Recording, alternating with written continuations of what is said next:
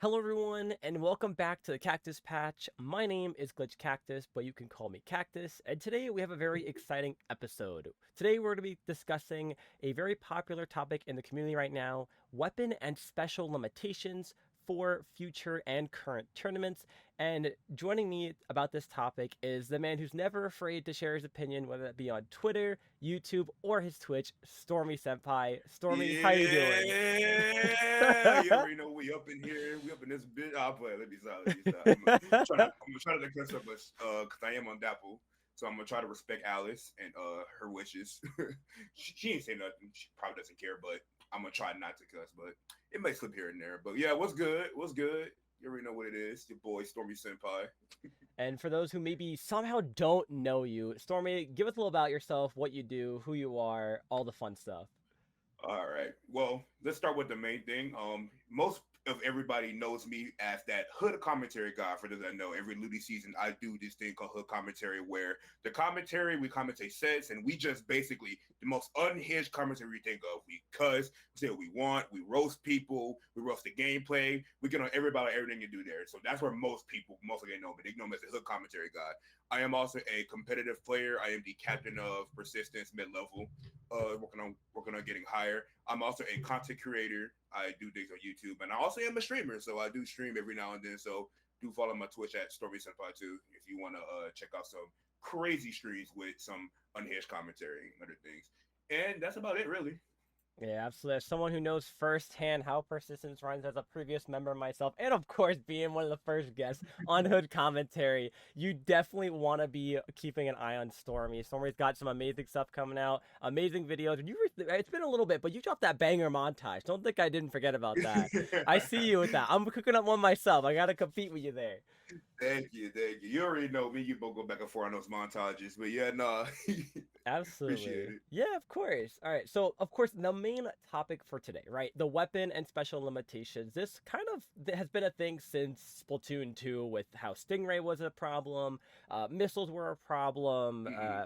armor was a problem, and only recently kind of got a lot of popularity thanks to Pro Chara's charity event with the $30 limitation tournament, where you had 30 quote unquote dollars to make a comp with certain weapons priced at certain price points. And it really opened up the eyes and made the tournament exciting to watch because it wasn't just double Zuka spam, GG, you're done. It wasn't pencil spam Mm-hmm. 24/7. It was actually just opening the quote unquote meta to new changes and new opportunities. And I know Popgun mentioned on his Popcast just the idea of tournaments like Low Ink and Proving Grounds and tournaments that are run by IPL and even some tournaments run by Dapple Productions to maybe incorporate this idea moving forward. So first thing I do want to ask Sorby is, what are your thoughts in general about maybe seeing that Pro Chart event, right? The $30 tournament, how things were limited, how certain weapons were certain amounts that you couldn't really spam certain things. How did you feel about like seeing something like that? It was really exciting to see, and it was really definitely fun to watch. I always enjoy those little gimmick tournaments. That's what they're called. I always enjoy them. And so if we were to make them like, basically like a mainstay, it would definitely make it a lot more interesting. Like I'm watching Jackpot or Jared from Jackpot play H3, and I'm watching the other members from I forgot who their opponents were in grand finals, but it was like Goss, Yosho, and I think but they all were running H3 for the Hmm. cooler, and I'm like, wow. So we go to A Street for cooler, Yeah, it like was that. Like, interesting. yeah, no, it makes sense though, considering that you want that cooler, and it was like a Yeah, very cheap option. It's like the best you can get. yeah, So yeah, no, it was definitely interesting to see. It was very fun to watch. yeah. And I know, like, we're seeing it even now. Like this weekend, Kyo is putting their own tournament on. It's being hosted on Sendu Inc. The Glaze Gauntlet, amazing name, where you're I love limited that name. Love limited that to name, bro. one Zuka. You're limited to one Crab. You're limited to one Cooler. There's no Pencil, no E-Leader, no Splat Charger. Squiffer, Bamboo, and Gootuber are allowed. It is Splat Zones only, and to my knowledge, It is currently at a prize pool of $450, originally starting at Goodness. only $100. But thanks to a lot of amazing members in the community, they have risen that up, and already we have some amazing teams signed up for it. Of course, you have Jackpot. You have a team called Melody with players like Rob, Takimi, Ellis, and another name I can't really fully pronounce. You look like you have some members of Starburst under a name called Specialized Extracurricular Exec. You have Biscuit, Bagel, and of course we see Tranquility here. I believe that's Goss, I believe. Um, Mm. the names not coming up that top of my head. We do see In Control Red Sun is even competing in this as well. So it's a lot of strong teams coming off the bat set up for this tournament. And it's exciting to see it take place. Now, of course, it's Splat Zones only, but that's top level. It's pretty much favorite way to run Yeah. in general, right? Just Splat Not a Zones. not a fan myself, but I get it. I get it. Yeah, it's definitely a mode that the Western scene has taken kind of as their own and really made it expanded on it, right? They've expanded on doing whatever they can to be good at that game mode. Of course, with Worlds being just like what, a couple weeks away, a couple days away, we're Yeah, gonna pretty see much. what's gonna happen there. But what are your thoughts on Kyo's tournament? Like, how do you feel that it's actually being implemented in something that's not uh I don't even know what I want to call it. Not pure gimmick, how it's had like a gimmick behind it, where it's just kind of like it's gonna be normal stuff. You're just limited to what you can use. Right. So here's what I think.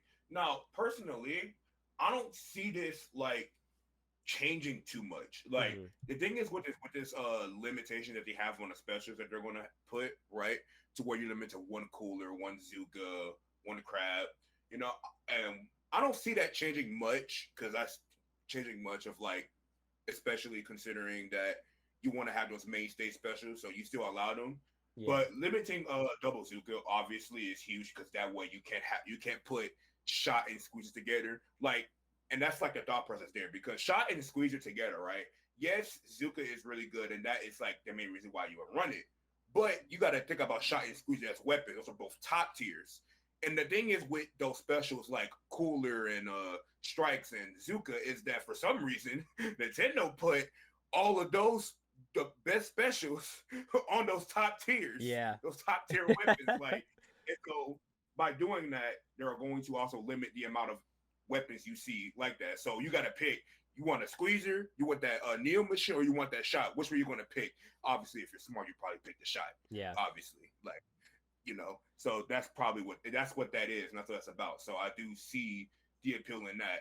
There's also like you rarely see it, but teams tend to run double cooler. Some teams I've do. seen a Some little people bit of do. that in the HP for Heroes tournament. I went against a couple teams Yeah, that did run double cooler. yeah, and it's very valuable, especially on certain maps where you have that double cooler to where you're always guaranteed that quick respawn and always access to a special. But it's a double-edged sword. It can be really good or it can be really bad, especially if you get locked down and start to get back in. Yes. Kind of ish thing. So, yeah, I think the limitations are good. Now, when we talk about the weapons that are banned, you said it was pencil, scope, and e-liter, correct? Yeah, Those it was weapons are banned. Pencil, E-liter, and Splat Chargers. I'm pretty sure that includes scoped versions. Yeah, Are banned from this tournament. This happening this weekend. By Kyo on Sendu Inc. At 1 p.m. right. Okay, let's talk about that. Yeah. So, even I necessarily don't agree with banning like the charges. I agree with banning pencil. I wholeheartedly agree with banning pencil. Yeah. Like that needs to go.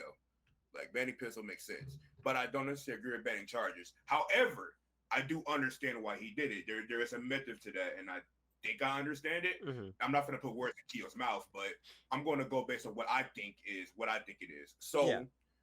banning the e-liters and banning the scope chargers makes sense.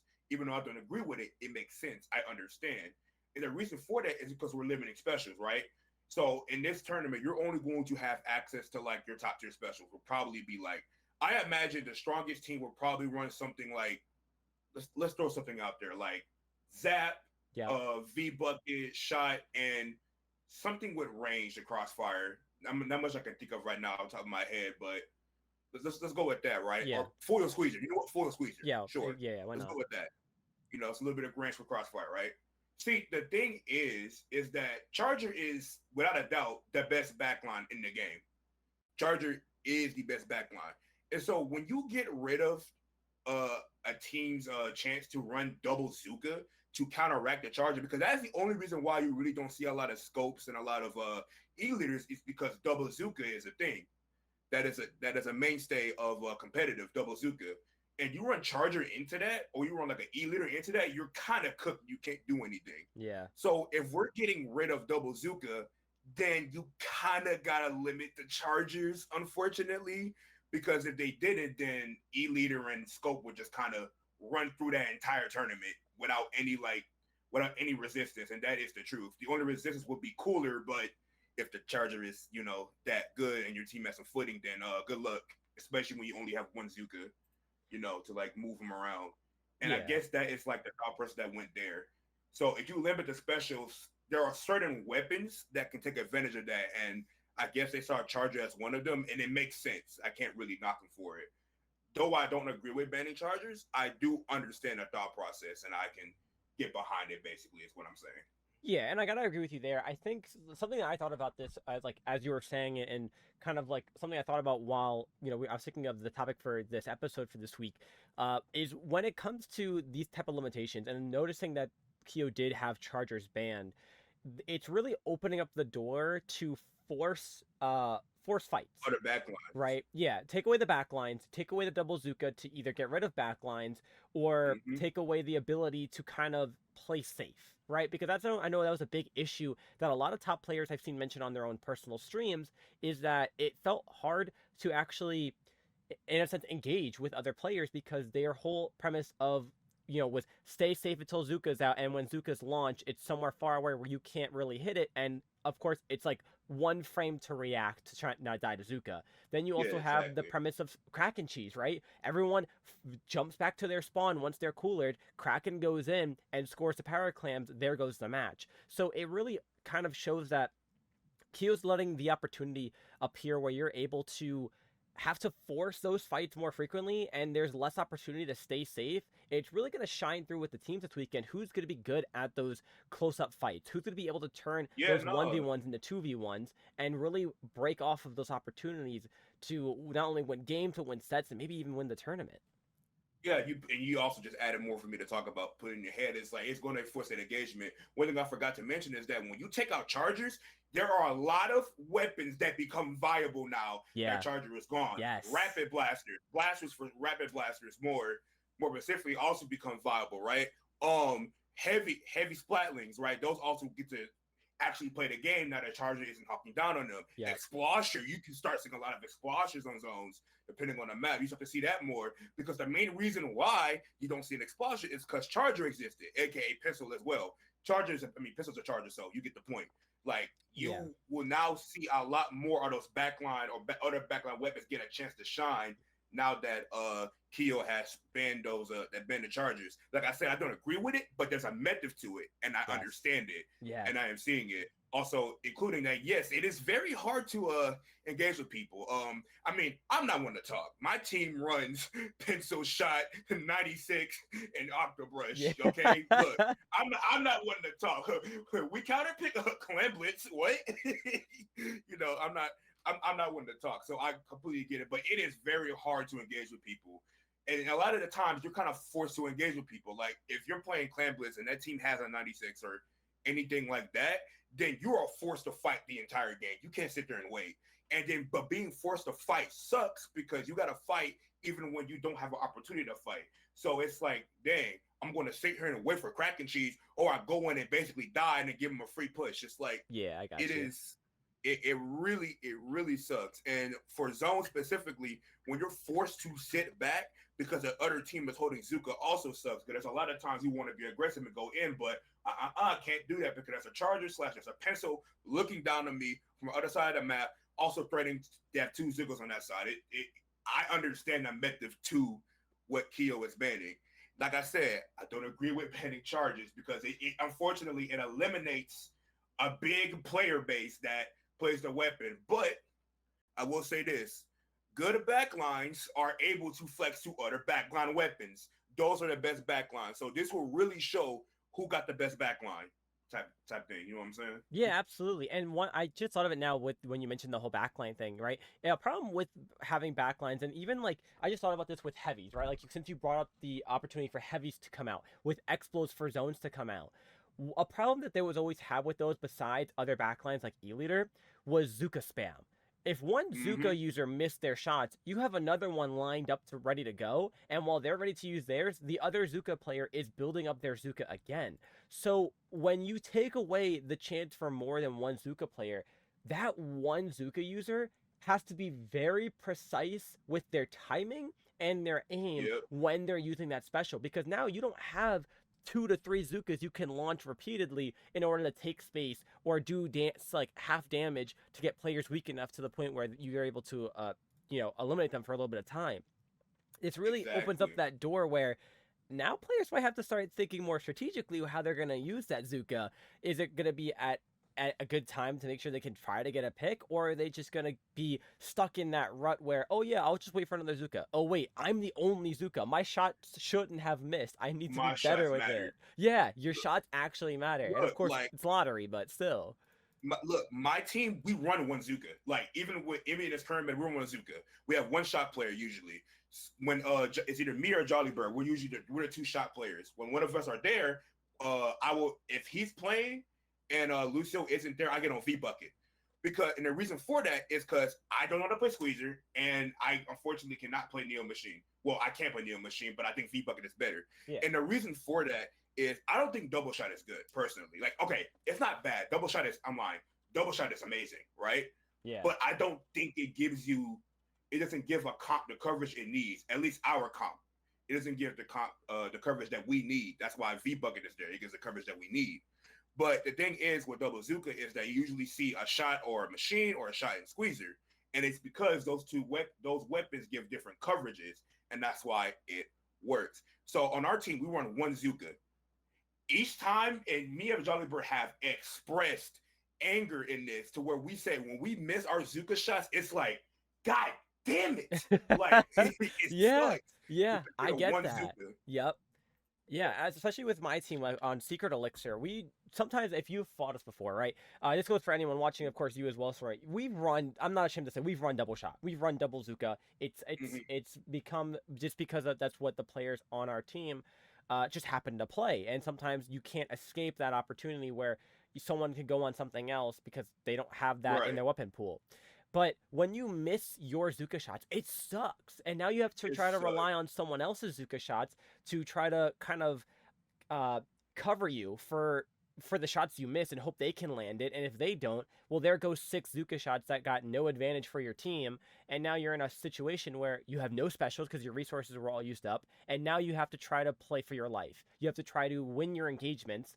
That's going to be focused on your main weapon. And it makes it so hard. And, It does. obviously, stream wise, as viewers, right? Viewers watching a stream, if they see someone get a triple with Zuka, it's not too surprising because we've seen it since day one Zuka started being meta.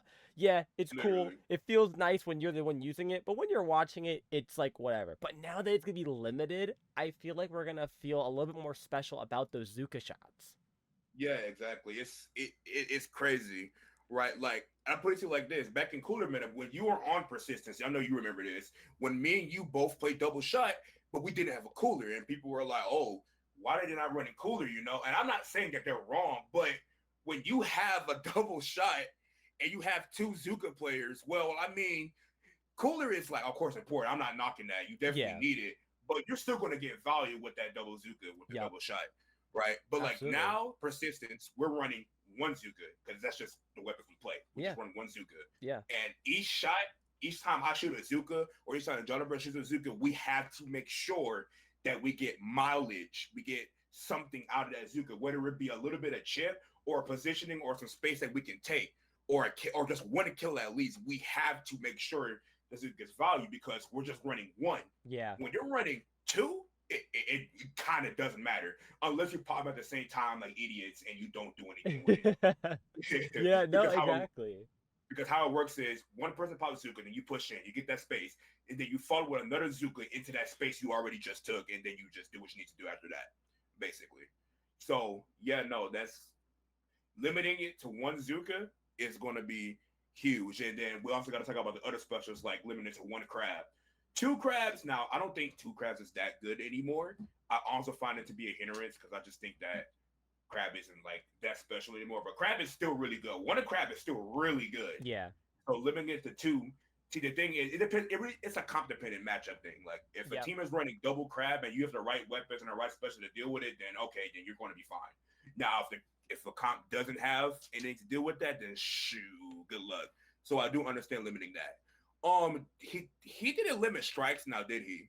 I'm wondering. I don't believe so. No, yeah. Looking at it, the only things limited is Zuka, Crab, and Cooler. Okay, so I don't think strikes are a problem. So I think keeping double strikes is cool, but I don't know. I kind of imagine that. Well, it is zones only, so maybe not. But but let's say we start implementing this to like basically all tournaments. I think double strikes would be a problem if we're limiting certain specials. You know what I'm saying? Especially on tower control. I think that would be like a big problem if there's no limitation for strikes as well. But that's just my opinion. But it might not be like that because strikes aren't the best special anyway. No, I'm lying. They're a really good special, but I don't think you need two of them.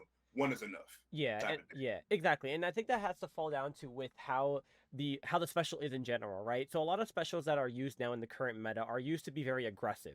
Whether you have Zuka, right? You have Kraken. You have, of course, Cooler to push you in the fight repeatedly. You could go in, you could feed, and then you're back. You jump to your back line, which would be the pencil ideally, or whatever support you have, and then you're back in the fight once more. So it really challenges the concept of if you were to limit the strikes, it's not it'd be hard to limit it just because of how hard it is to kind of create that space, right? Because the strike user can't swim with their strikes, they can't move fast with their strikes. For some reason. Yeah, right? Yeah, you're just stuck standing there and have to throw them. But we can swim with Zuka though. I still don't understand this shit to this day. Yeah. Dude, exactly. And it makes it so hard with that because that special now, you have to hope your other players can go ahead and feed in with the strikes or kind of push in with those strikes to get advantage of that space you create. Because, I mean, as I'm sure you can agree with this, when we fight a player who's using strikes, we move out of the way, then we paint back over. That strikes did nothing unless players are being aggressive. Unless the players moved in. Yeah. Like I called out to my team all the time in the VC. I'm like, they're popping strikes. And then if I'm looking if I have a visual on the other opponents, I'll be like, nobody moved in with that shit. We're good. Yeah. Take the space back immediately. Like, and that's what it is. So that's why I don't think strikes will be a problem because it's just you have to force value off of that special type of thing. Yeah, exactly. And so you mentioned it a little bit just ago. Other tournaments, right? Potentially using limitations to, I don't want to say change the meta, but shift how players in a community-run tournaments use these weapons and specials to their advantage. How would you feel if other tournaments started, like, let's say you played in the next Proving Grounds, which is, I think they're moved to a monthly, correct? So if the next Proving Grounds you played in, you were limited. I mean, obviously you mentioned your comp already doesn't have like spam of this, but I guess fighting it wise, right? How would you feel if you played next Proving Grounds and there were these limitations attached? Oh my God. Okay, so for me personally, that would be heaven because that would be heaven, especially if you include like, okay, well, if pencil's banned, then that's a plus, but it probably won't be. Let's talk as if pencil isn't banned. Yeah. If we're limiting like just specials, then it pretty much becomes a lot easier for us, my team, because a lot of the issue that we tend to have with teams or our comp that we run in general is that we get screwed by double Zuka. We really do. I think every comp does get screwed by double Zuka, let's be honest. Yeah. Like, but it is real apparent that we get screwed by double Zuka, and it sucks.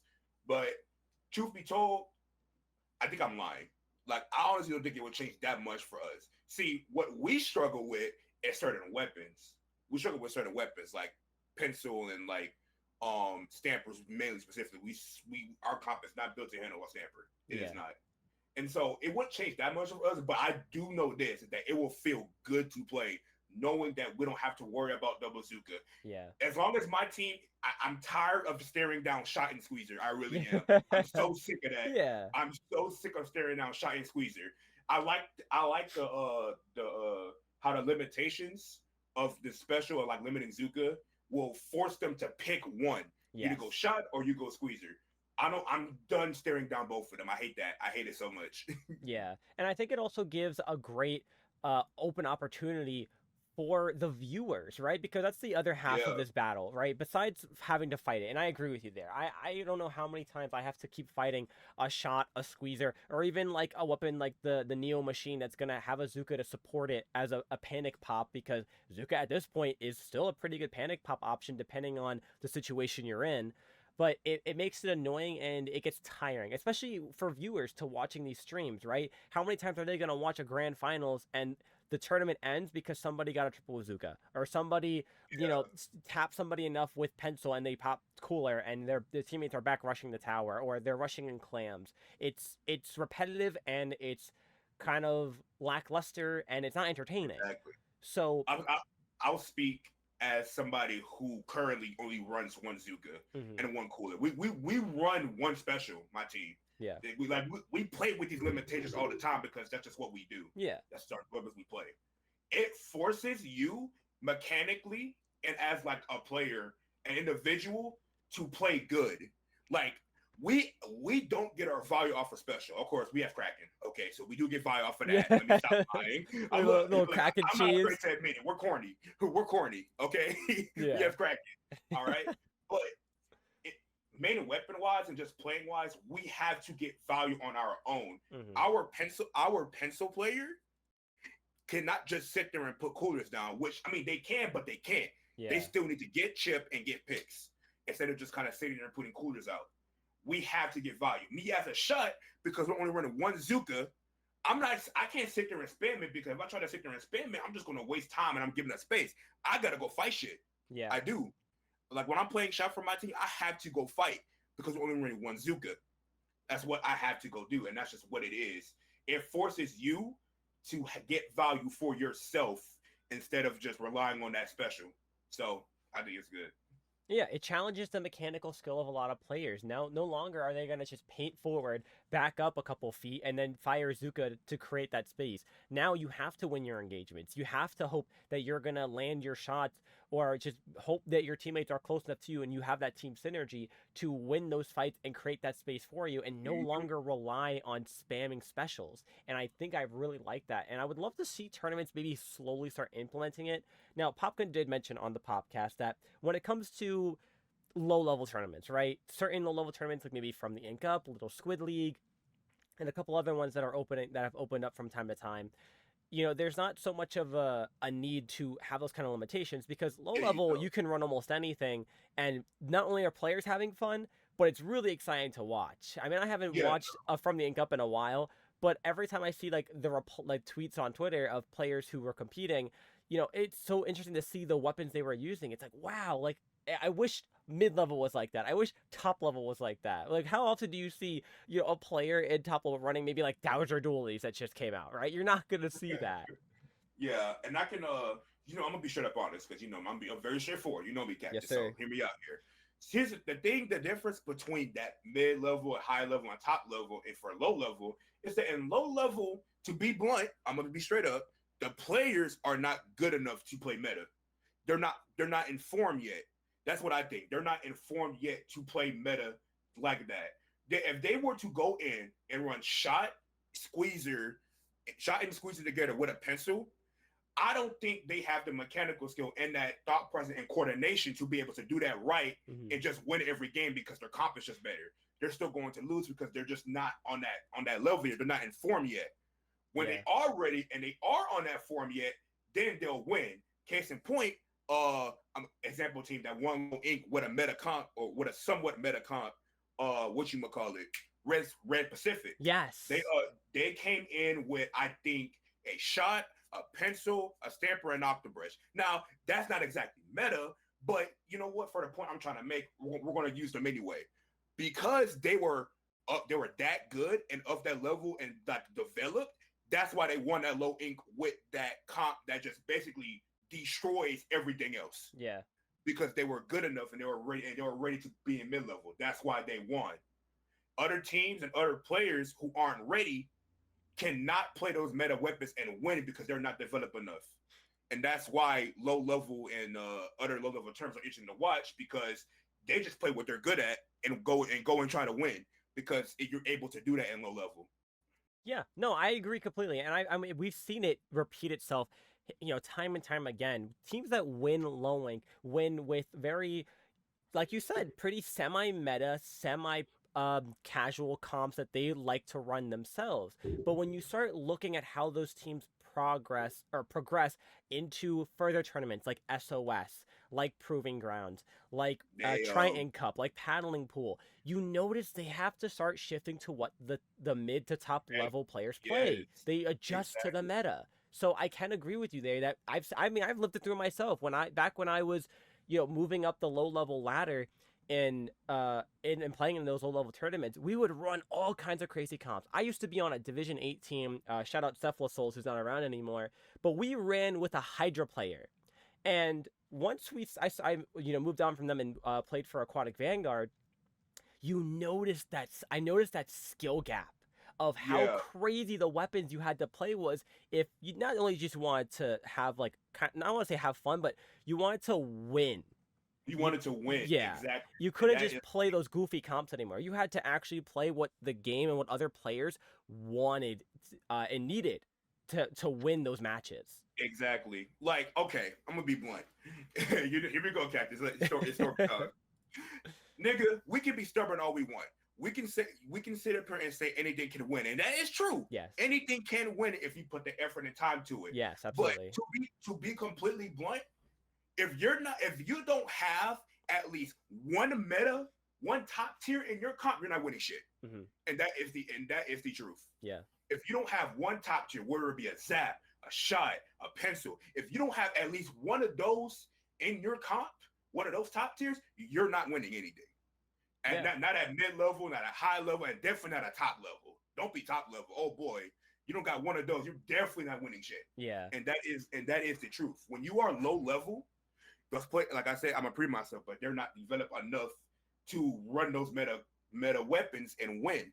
But when you get to mid level, and then you fight people who are actually developed, have the mechanical skill, and you try to run your Mickey Mouse cop that worked in those low level tournaments, you will get crushed. Mm-hmm. And that is the truth.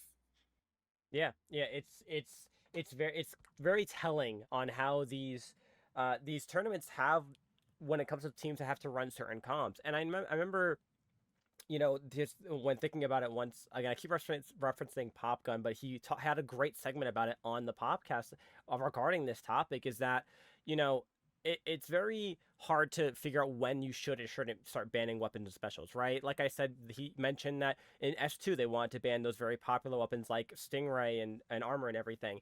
S2, the start of it, right? We saw double splash, double machine meta because Crab and Booyah was king. But now we're looking at a meta that hasn't changed in a couple of months.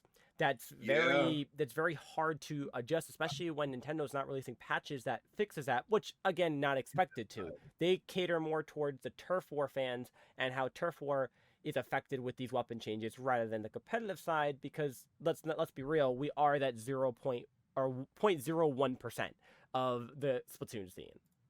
Yeah. And I don't know if I should be doing this, but I am reading chat. They said that if anything, pencil was just back on diversity. Yeah, we talked about that earlier. Yeah, we said no, that. Absolutely. Yeah, we said that earlier. But I have another low level team to give an example of. Let's take AK Ping. Mm-hmm. When AK Ping won No Ink, I think they ran Wiper, Rapid, Blob, and it was crazy. They played some crazy weapons. Very unique comp. But when they pulled up against Torrent in Division 4 semifinals, them niggas were running double shot pencil. Like, they had to switch up. It's not a joke. It's not a joke. You have to switch when you get to that. When you get at a low level, you are forced to play those good weapons. Like, it's not funny. I watched Psycho, the insane Wiper player, pull up with a shot, and I'm like, "There's no way, bro." Yeah, and that shows. It really is telling when you see things like that. That unfortunately we have to obey to how the meta runs in this game, because that's what wins games. That's what wins sets. That's what wins tournaments. That's what gives you results. And as much as it sucks, right? I know the number one thing players and coaches and even top level players always say is that I always say this whenever I go to play at LANs. I want to have fun. but I also want to I win. want to win. I And also I'm want not to gonna win. go play at a LAN with a comp that's, that especially if because I'm on the East Coast, right? I'm from New Jersey, for those who don't know. So I have to Yeah. fly out pretty much to every event. Low Tide City, I flew for Genesis X, fly out to Riptide. And if I'm going to compete, I want a good placement. I want to place high. I want to place well. So I'm going to look for players and teams to, pair up with that are going to run pretty close to meta because I know it's going to get me that result I'm looking for. I mean, just Mhm. recently when I went to Genesis X, my team and we placed, I believe, 7th. And our 7th or 13th, I forget how it works. Land And placements are very y'all were iffy. running. Y'all were pretty much running like meta. I was Yeah, watching y'all. yeah, we were pretty much running meta, and it's what helped us win a lot of games. And unfortunately, that's just how it is.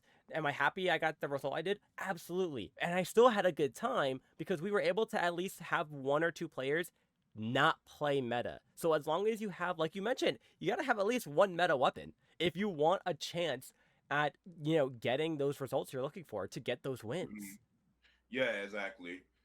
Oh man, we've been talking about this for a minute, but just the last thing I think I'm gonna say is that Cooler being in the meta and being as strong as it is allows for this flexibility. Yes. It just allows Yep. for all of it. Like you could like Cooler allows you to run almost anything in a Yeah. comp as long as you have a top tier. Like why Persistence runs Hmm. Octobrush. Why does that work? Oh, we have Cooler. We have a pencil. Yeah. Yeah. We have a pencil with Absolutely. Cooler. Cooler is That's why king. that shit works. Yeah, I mean, when I interviewed FT Win on a previous episode, I'm not sure if it was Keo or Bursty. Somebody mentioned that if you're not running Cooler, you're not winning games. Like you Nope, cannot you're not. play at anything above low level and expect to win without Cooler. And if you do, you're just mechanically diffing the other team.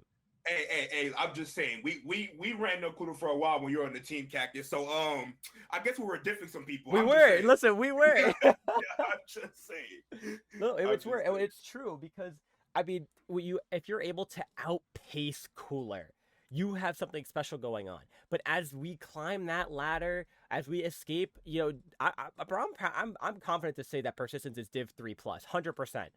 As we escape that Div 3 ladder, going into like fighting, more teams that are around our level or higher, it's very hard to diff Yeah, those teams without Cooler. It's so yeah, hard. we had to put our backline on Pencil, and she even knew, and Yeah. she agreed. So yeah, it really it's just really like that out here. It really is. Yeah. So, we'll change gears slightly here. What is a tournament you would want to see start maybe implementing certain limitations, and if you want, and like what limitations would you want to see? A tournament that I think would like can use the limitations. Yeah, like That I either want to they see. either use it or would think would be a good start to kind of open the door for these limitations of rules to be put into place that isn't like a gimmick tournament or a random tournament hosted by some other player. Well, it can't be a low level tournament. They already don't follow that shit. So, Yeah. so yeah, I Fair, know that. fair. But if Yeah. I were to think of a tournament that I think would be a nice starting point just to see how this will go, I want to say it should be a tournament to where all form of levels like come together and play So type of maybe thing. like SOS. Yeah, I think SOS would be good. Yeah, sure. Let's go with SOS. Yeah, SOS. Because I think SOS will also give you like possible. It can give you the most data, considering that I think SOS plays more games than any other tournaments there probably is. It can probably give you the most data. Yeah. I mean, if we cross over to the side of Dapple, I would say for Dapple's side of tournaments, paddling pool would be another great one to also maybe slowly like just as a test, right? Because you gotta hit up both productions if you're gonna say a tournament. So IPL's SOS Dapple's paddling pool I think would be very interesting starts because those are not capped tournaments. You could be a Div 11, you could be Div X, if Div even really matter that much anymore. We were way past Ludi at this point. But, those different levels of players would have a pretty good time. I wouldn't say they would have a good time, but it'd be very interesting to see how these different levels of players would take this limitation into effect with their own gameplay. Yeah, exactly. It will be definitely be interesting to watch. Ooh, man, that was fun. Yeah. Talking about that. Absolutely. My closing thoughts. Yeah. Right, it's closing thoughts. Yeah, my closing thoughts is more or less. I think that the special limitations is good. Mm-hmm. Like I think that we should definitely try to limit the amount of specials that you have, especially those really strong ones. But Yeah. limiting it to one special per comp is going to give a lot of diversity Mm-hmm. because especially when most of the top tiers tend to have the best specials, but Yeah. we'll That's a talk about topic for that. another day, right? That was for another day. But I do think we shouldn't be banning weapons. I don't think, well, besides the ones with screen, well, obviously that's not banned. That's like more of a gentleman's opt in, opt out. We talked about that before, Mm-hmm. but we shouldn't be banning weapons. Basically, like it shouldn't be like outright ban type of thing. Like I think leave the charges alone, leave those there, yada yada yada type shit. And that's Yeah. what I think.